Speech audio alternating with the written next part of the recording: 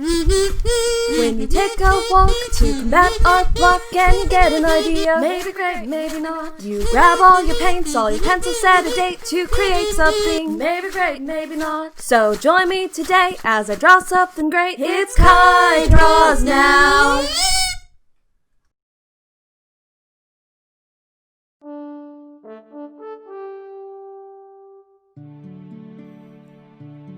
Hey everybody! I'm the Otaku Artist, and today I'll be drawing a commission for my lovely friend, Lynx. Now you may remember him from some of the fan art videos, most notably when I used a drawing he gifted me on Miiverse as my very first profile picture. Now I highly recommend following his Instagram for art of his OCs because he's an amazing artist. He also has an art Discord server, so I highly recommend joining that as well. Now, I am honored that I was commissioned to draw and animate one of his amazing OCs, Krow. Lynx is fantastic at designing his characters, and Krow is no exception. All of his OCs have very well done backstories and character development in a great fantasy world that he's cleverly world-builded. We've talked a lot about his awesome stories with these OCs, so I really look forward when he shares those stories publicly. I will note that his stories and OCs really was one of the main forces that inspired me, and still continues to inspire me today, to continue work on my own story and OCs. Lynx is a great friend of mine and the oldest internet friend I know, because we met all the way back on Miiverse years and years ago. So I'm happy that we met and became friends since he's an awesome person and a great artist and storyteller, so thank you so much, Lynx! Now, before I go on to where I explain the process of the Speedpaint, Lynx asked me this question: how far would you like to go with your passion? Now, that's a very good question, so I'm happy to oblige and answer. Now, I've been drawing ever since I was a baby, but for actually drawing, it wasn't until Miiverse started in 2012 where I actually started to take art very seriously. Before that, I loved to sing all the time, and I was thinking of becoming a professional singer, but then I discovered that art was more of my passion. I still like to sing, and it's taken me a while to get out of the shell, so to speak, because I got a bit shy about singing, but even though I still love to sing, art is still my main passion. So back then, and still to this day, I had always loved Ghibli, and watching more and more Studio Ghibli movies and watching animators on YouTube inspired me to learn how to animate. It wasn't until a few years later when I finally got Flipnote that I could finally start animating, but while I waited to get an animation program, I vowed to practice every day and improve my art, so that the time I did start animating, my art would already be at a good level.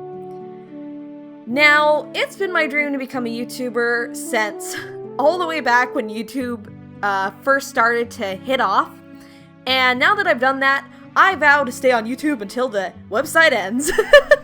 But getting back to what Lynx said, how far would you like to go with your passion? Well, my more so realistic goal, if you can even call it realistic, is I would love for I'm not sure how to exactly put it, but for a combination of a lot of things online to become my full-time job with YouTube and through my art. So through making videos on YouTube, live streams on Twitch, commissions, freelance work, Patreon, all of that stuff and more combined, I would hope that that would be like my main source of income. However, my main goal that's more unrealistic stemmed from the beginning. Now, I've had this dream that I've been working on since 2013, and it's a very, very secret original project that I'm working on, and it's very big, so I hope to share it with you guys in the future. So it's a very big project, like I just said, so it's taking a long time, and I work on it whenever I can, because I'm busy with other stuff like YouTube and stuff. So whenever I can, whenever I get inspiration, I'll work on it from time to time. And when I'm not working on it, I'm working on advancing my skills in art and animation, and of course doing YouTube and other things. So, that's how far I'd like to go with my passion, and I hope that answers your question, Lynx.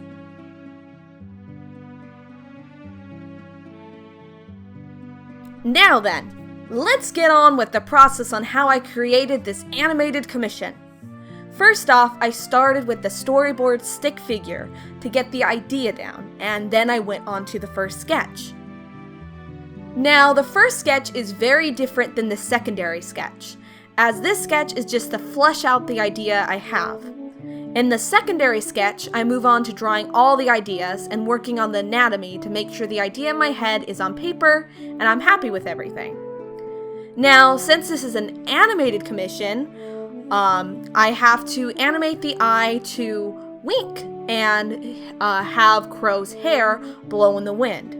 So the next few steps are a bit different than how I would normally go about drawing a non-moving piece of art.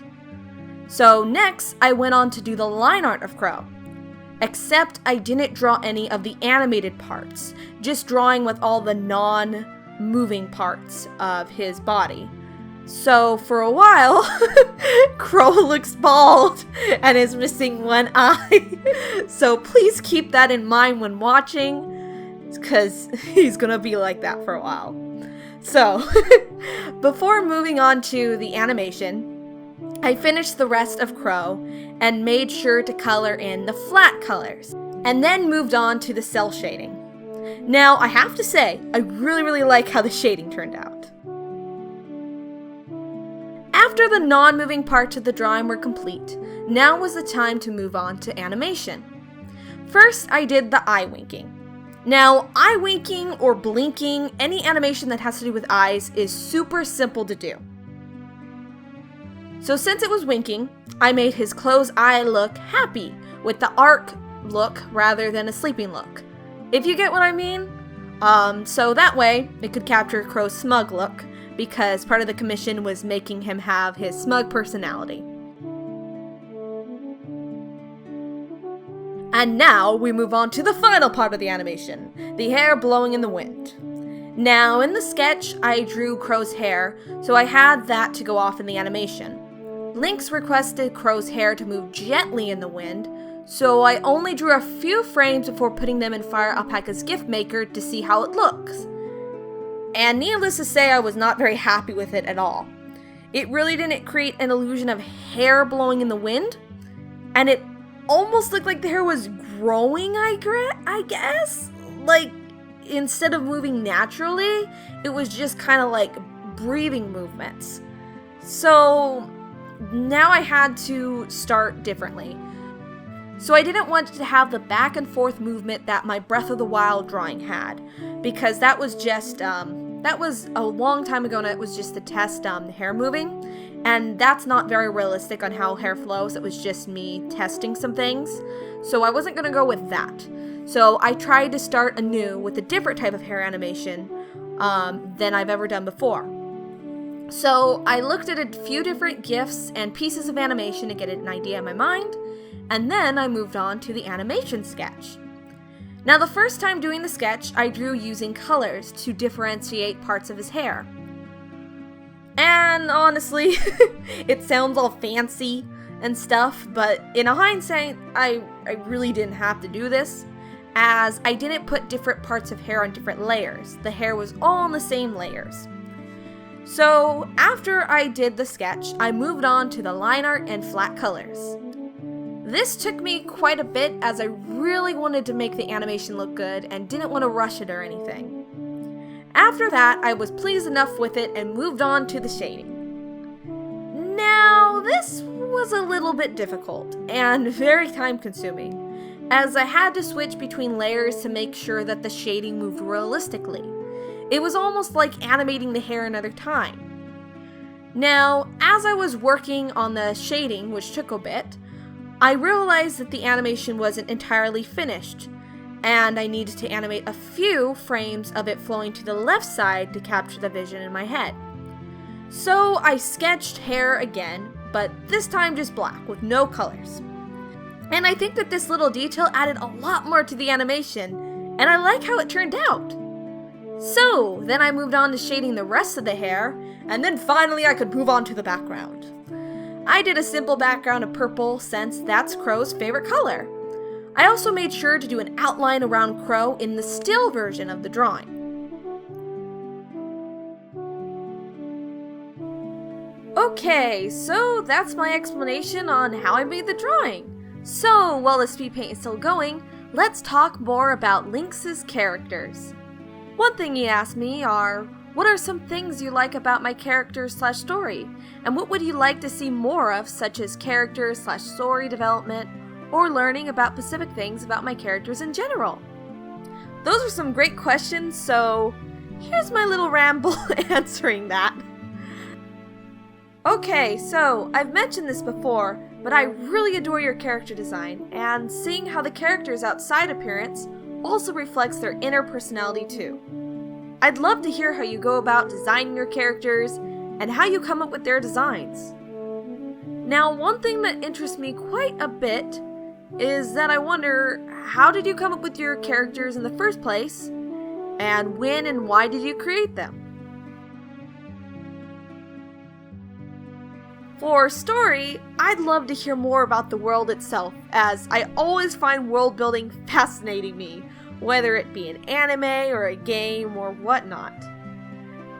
You mentioned a little about the Third War, so what is the war about and why are they fighting? And what happened to the other two wars?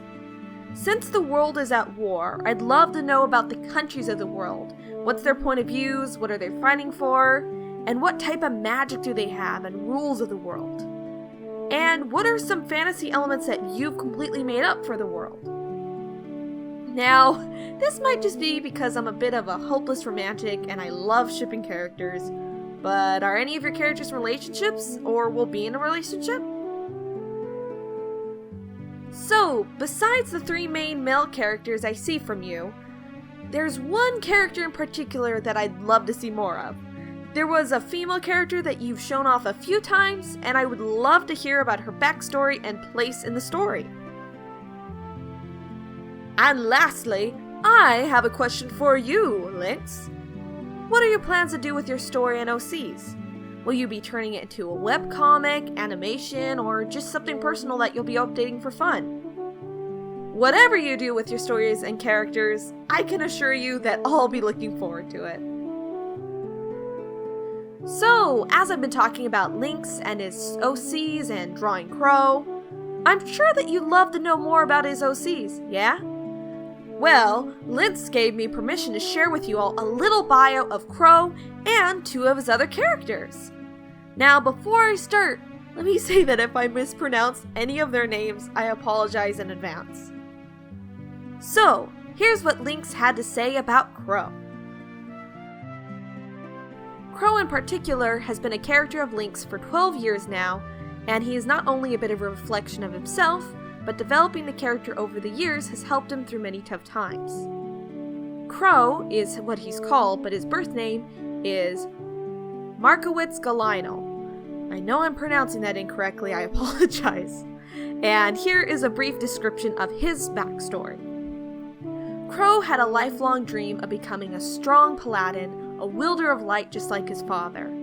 He did not share his dream alone either, for his twin brother wanted the same. Growing up, he had a very happy childhood with a loving mother and brother whom he admired greatly. The boy trained every day just as his brother did. However, no matter how much he trained, he felt as if he'd ever be as good. He was skilled, yes, but he was far from courageous. During the events of the Third War, his own flaws had nearly gotten himself killed. He stood in the face of fear and could not act for himself. And his brother had ultimately sacrificed his own life to protect Krow, who did not get off unscathed, losing his right eye in the midst of things. Blaming himself for everything, Krow decided to leave behind his whole identity and run off to start anew. After several years has passed, he found himself spiraling out of control. He stole from others, lied to get his way, and ultimately became an assassin for hire. He did all of this to fill the gap and help him forget about his past. Now, here's 2 little things to know about Krow. Krow is flirtatious, seemingly kind to those he wants something from, and he tends to be rude and downright shameless. He puts up a bad boy attitude that is sure to get under someone's skin. Now then, that is the short bio about Krow. Now, like I said before, he has 2 other main male OCs, so here are their bios. Now let me just say, I'm gonna mispronounce it terribly and I apologize. So this character is called Arione. I hate butchering people's names of their OCs because I feel bad, but this is Arione, and he also dreamed of becoming a paladin alongside Krow, so here's a brief description for him. During the events of the Third War, he had taken a fatal blow in order to save his brother, cutting his dream short. With him being the strong warrior that he was, Arione was resurrected in order to serve in the Lich King's favor and join the Scourge, the very army that slaughtered his people. He was told to kill many and did so. He, as well as many others, were forced into thinking most of their emotions was a sign of weakness, and so they were punished for expressing anything other than negative emotions. He had no memory of his past life up into the Battle of Light's Hope Chapel, where a man named Mograine had decided to form a new order to rebel against the treacherous king. Arione had broken free from the cursed king's hold and was then self-aware, feeling guilt for the small moment over the many lives he had taken, as well as leaving his beloved brother behind. He now tries his best to redeem his previous actions and is usually calm, cool, and collected. However, he does suffer from PTSD from his past and will sometimes lash out at others for seemingly no reason at all. He's very polite to those he is close with, but tends to be ill-manners towards those he's not familiar with.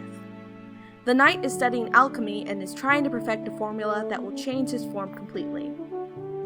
And that, my friends, is the bio of Arione. So now we're going to move on to the last character bio for now. Landorus Thenorin. His name's on screen just in case I mispronounce anything. And his full story is a work in progress, but here's what Lynx has so far. Landorus always wanted to help others as much as possible when he was young, and was hoping that someday he would be a well-renowned priest who would be able to aid those on battlefield with ease.